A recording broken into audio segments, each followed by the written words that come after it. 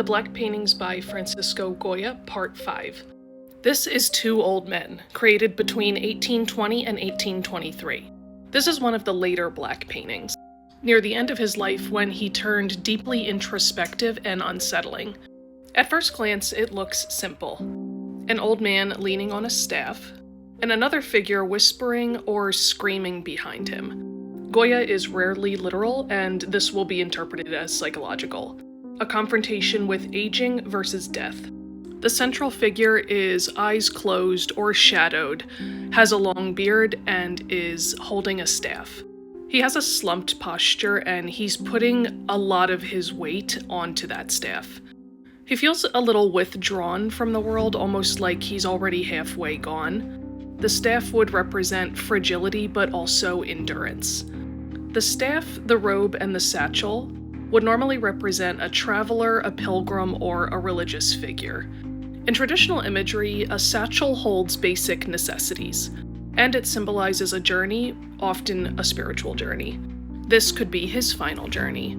Not to a destination, but to death or the afterlife. Notice how the satchel looks almost empty. There's no weight or fullness to it. It's placed low, hanging on his belt, like he's dragging it. This may be an interpretation by Goya of how the physical body would become almost like a burden, something the soul is carrying even as it fades. A life that has been used up, no possessions, no control, no identity. Goya at the time of painting these was in a very fragile mental state. He was aging, completely deaf and traumatized by the atrocities of war that he had witnessed. It fundamentally changed him as a person, and you can see that over the course of his life and his works.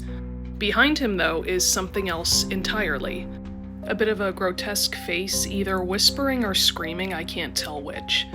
Now, I haven't been able to pinpoint this in a specific art critic, because here I see a hand. If you look from further away, it could absolutely be the ridges of the cloak, but to me, it looks like there is a hand on his shoulder. If it's not a hand, then I assume it's probably a case of pareidolia, but with a hand and not a face. The second figure is often interpreted as madness, fear of death, or even the voice of mortality itself.